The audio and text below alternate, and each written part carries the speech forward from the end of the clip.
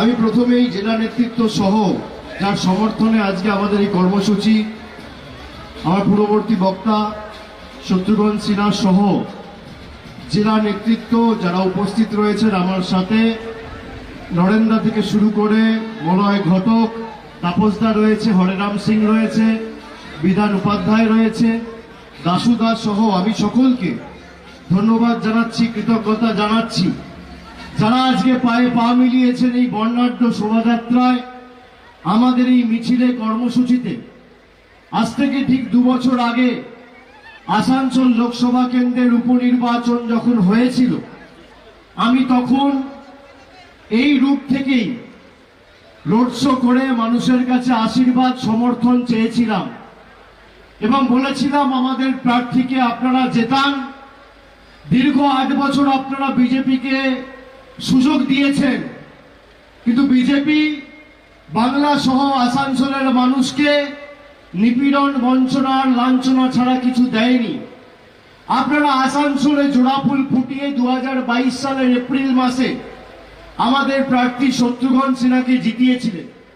2 বছরে আমরা নতুন করে যে উন্নয়নের কর্মযজ্ঞ এই আসানসোলের মাটিতে শুরু করেছি, সেই উন্নয়নের কর্মযজ্ঞকে বাধাপ্রাপ্ত, বিঘ্নিত এবং থমকে দেওয়ার জন্য বিজেপি আবার উঠে পড়ে লেগেছে। যাকে প্রার্থী করেছে 5 বছর আগে বর্ধমান দুর্গাপুরের প্রার্থী হয়েছিল, তার 5 বছর আগে দার্জিলিং এর প্রার্থী হয়েছিল। আমি আসানসোলের মায়েদের, ভাইদের জিজ্ঞেস করতে চাই, আপনাদের এখানে যাকে প্রার্থী করেছে SS আলুওয়ালিয়া, তিনি নিজে একজন শিখ সমাজের প্রতিনিধি। এই বিজেপির নেতারা বাঙালিকে দেখলে রোহিঙ্গা বলে, সংখ্যালঘু মুসলিমকে দেখলে পাকিস্তানি বলে, আর শিখেদের দেখলে খালিস্তানি বলে। এই বিজেপিকে আসানসোলের মায়েরা, ভাইয়েরা ভোট দেবে? ভোট দেবে? আপনারা বলুন, যারা বাংলায় বিচ্ছিন্নতাবাদ, বিভাজন, বৈষম্যের রাজনীতি করে, উন্নয়ন নিয়ে মুখে কথা নেই, যারা বড় বড় ভাষণ দেওয়ার ভোটের পরে চোখে দেখা যায় না, আসানসোলের মানুষ কি এদের গ্যারান্টিতে বিশ্বাস করে? 2014 সালে মোদিজি প্রধানমন্ত্রী হয়নি, আসানসোলে সভা করতে এসে আসানসোলের পোলো গ্রাউন্ডে বলেছিল মুঝে বাবুল চাইয়ে, আর সেই বাবুল সুপ্রিয় মোদিজির হাত ছেড়ে তৃণমূলের হাত ধরে জয় বাংলার স্লোগান দিয়ে দিদির গ্যারান্টিতে বিশ্বাস করেছে। আমি আপনাদের জিজ্ঞেস করতে চাই, যারা 5 বছর ধরে বাংলার মানুষকে পেটে ভাতে মারার চক্রান্ত করেছে, তাদেরকে আগামী 13ই মে উচিত শিক্ষা দেবেন, হ্যাঁ কি না? কি মায়েরা, ভাইরা, উচিত শিক্ষা দেবেন, হ্যাঁ কি না? যারা বাংলার গরিব মানুষের আবাসের টাকা বন্ধ করে রেখেছে, তাদের উচিত শিক্ষা দেবেন, হ্যাঁ কি না? যারা গরিব মানুষের, মহিলাদের লক্ষ্মীর ভান্ডার বন্ধ করতে চায়, তাদের উচিত শিক্ষা দেবেন, হ্যাঁ কি না? জোরে বলুন, হ্যাঁ কি না? যারা আসানসোলের মাটিকে অশান্ত করতে চায়, ভাইয়ে ভাইয়ে বিভাজন তৈরি করে নিজের স্বার্থ চরিতার্থ করতে চায়, তাদের উচিত শিক্ষা দেবেন, হ্যাঁ কি না? আপনারা গত 7-10 দিনে ইতিমধ্যেই দেখেছেন বাংলাকে কিভাবে কলঙ্কিত করার ষড়যন্ত্র বিজেপি করেছিল।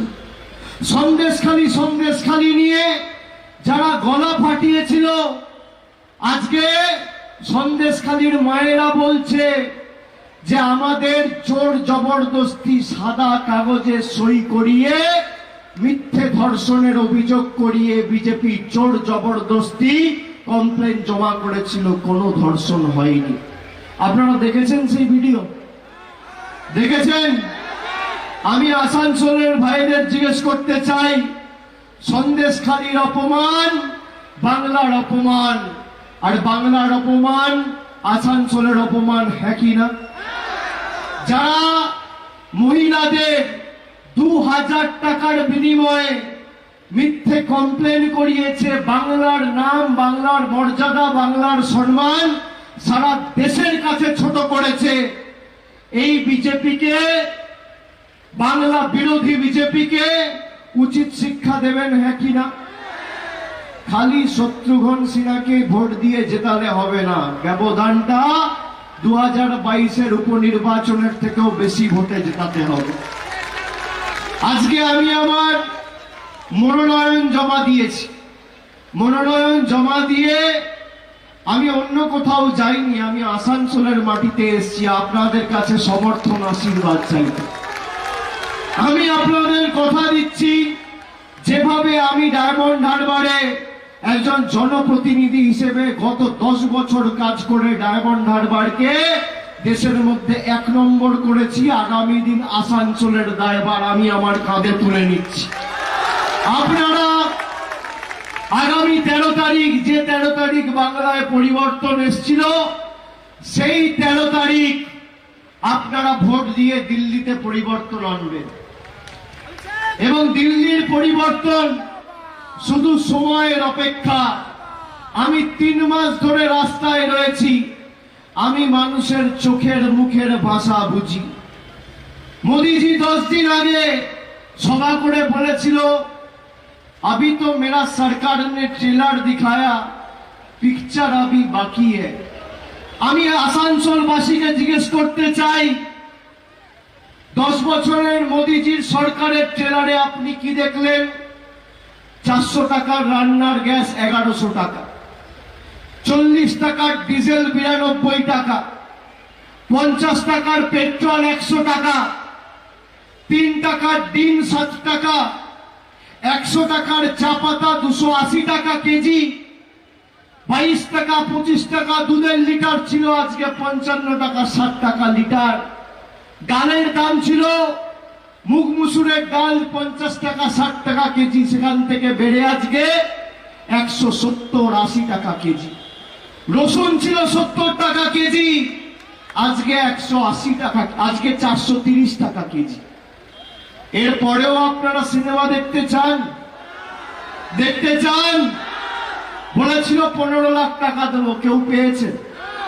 বলেছিল বছরে 2 কোটি বেকারের চাকরি দেবো, পেয়েছে? আপনি দেখুন, আসানসোলকে ডাম্পিং গ্রাউন্ড হিসেবে বিজেপি ব্যবহার করছে।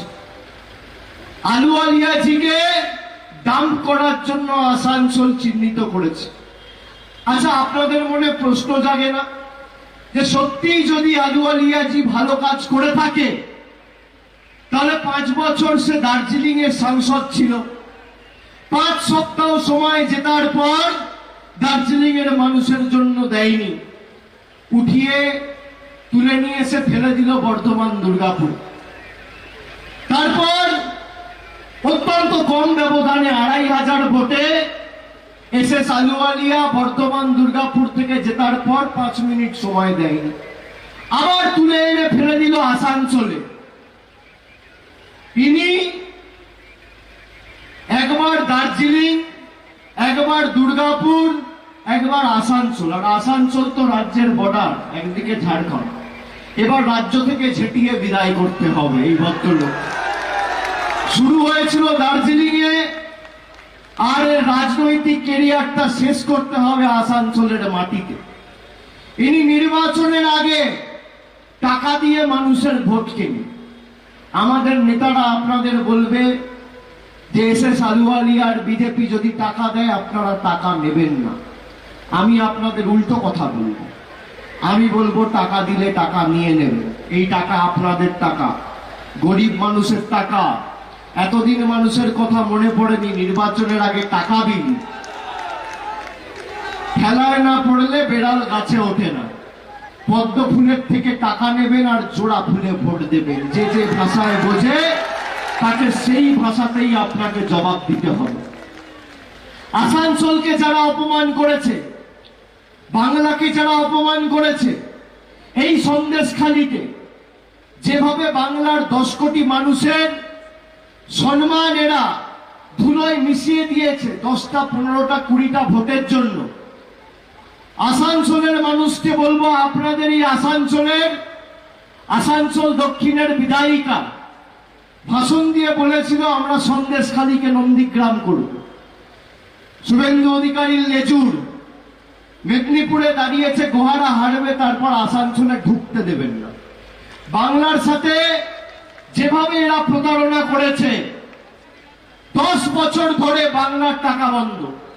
এই যে দোকানদাররা দোকান করছেন, ব্যবসা বাণিজ্য করছে, ছোট বড় মাঝারি ব্যবসায়ী, জিএসটির কারণে আজকে দেশ অর্থনৈতিকভাবে দেউলিয়া হয়ে গেছে। গরিব মানুষ রান্নায় ব্যবহার করে জিরের উপর মোদী সরকার জিএসটি বসিয়েছে 18%, আর বড় লোকদের বাড়িতে থাকে হিরের উপর জিএসটি হচ্ছে 0। এই গরিব বিরোধী জনবিরোধী বিজেপি সরকারকে আগামী দিনে একটা ভোটও দেবেন না। আসানসোল দক্ষিণ হোক, উত্তর হোক, ওদিকে পাণ্ডবেশ্বর হোক, রানীগঞ্জ হোক, জামুরিয়া হোক, বরাবনী হোক, প্রত্যেকটা জায়গায় ভারতীয় জনতা পার্টির জল্লাদদের মাথা তুলে দাঁড়াতে দেবেন না। গণতান্ত্রিকভাবে এমন ভাবে জবাব দেবেন যাতে মানুষের কাছে মিথ্যে কথা বলার আগে এরা আগামী 10 বছর খালি ভাবে। 7 দফায় ভোট করেছে, প্রথম 3 দফায় ভোট হয়ে গেছে, আপনাদের ভোট 4র্থ দফায়। প্রথম দফায় কুচবিহার, আলিপুরদুয়ার, জলপাইগুড়িতে ভোট হয়েছে। কুচবিহারের মানুষ, জলপাইগুড়ির মানুষ, আলিপুরদুয়ারের মানুষ এদের মাথা ভেঙেছে। দ্বিতীয় দফায় রায়গঞ্জ আর বালুরঘাটের মানুষ এদের ঘাড় ভেঙেছে।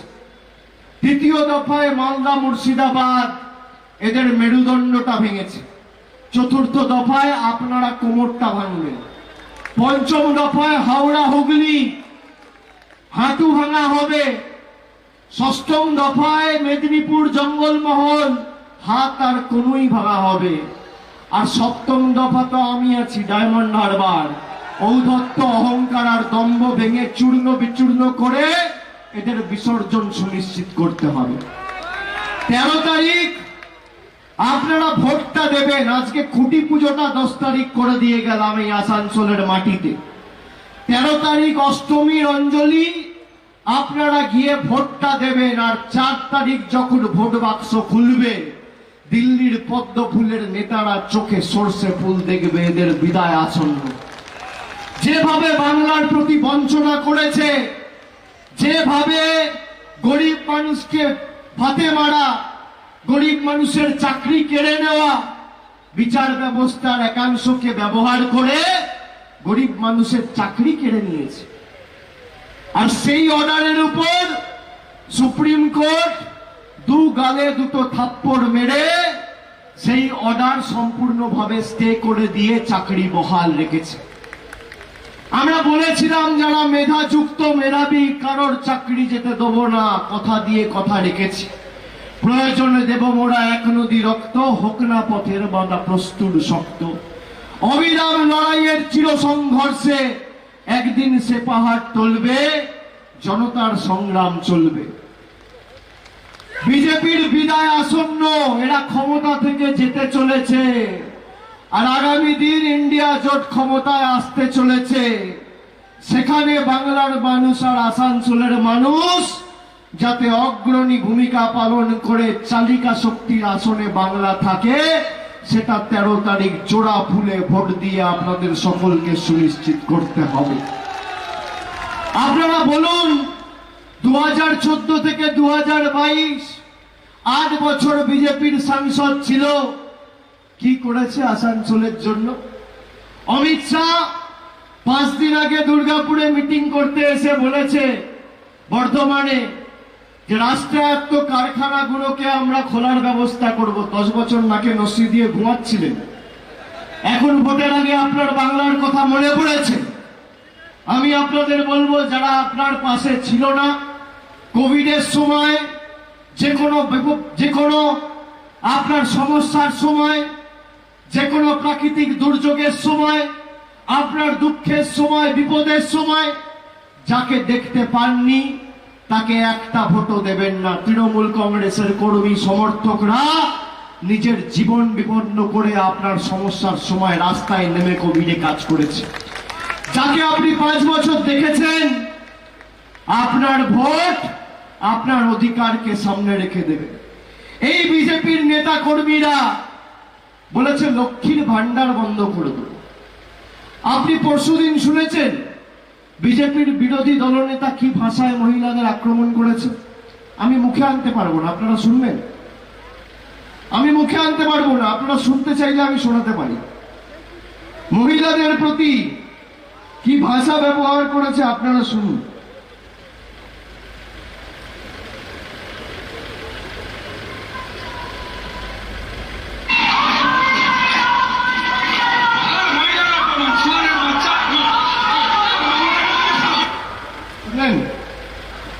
সন্দেশখালি নিয়ে একটা সভা হচ্ছিল, সেখানে কয়েকজন মহিলা, কয়েকজন মায়েরা স্লোগান দিচ্ছিল যে সন্দেশখালি মহিলাদের অপমান মানছি না, মানব না।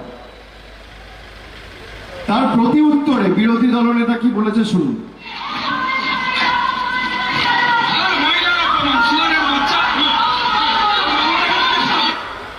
শুনছেন? ইনি মোদিজির মঞ্চে আলোকিত করে বসে থাকেন। ইনি মোদিজির মঞ্চে, মোদিজির পাশে বসে থেকে ভাষণ দেয়। বাংলা থেকে নাকি তৃণমূলকে উৎখাত করবে। অমিত শাহ এসে ভাষণ দিয়েছে, বাংলা থেকে তৃণমূলকে উৎখাত করবে।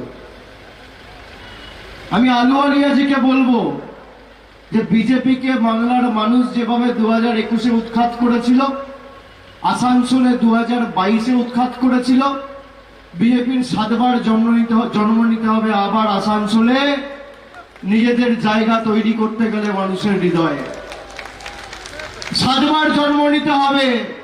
एक बार अगर आसानसोल ने किसी को उखाड़ के फेंक दिया, नकार दिया, तो 7 बार जन्म लेना पड़ेगा दोबारा आसानसोल के दिल में जगह बनाने के लिए।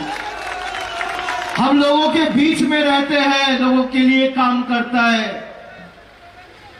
आखिरी बूंद तक खून जब तक शरीर में है, आखिरी बूंद तक लोगों के लिए काम करेंगे। हम सर झुकाएंगे तो लोकतंत्र में लोगों के आगे झुकाएंगे, दिल्ली के दरिंदों के आगे नहीं।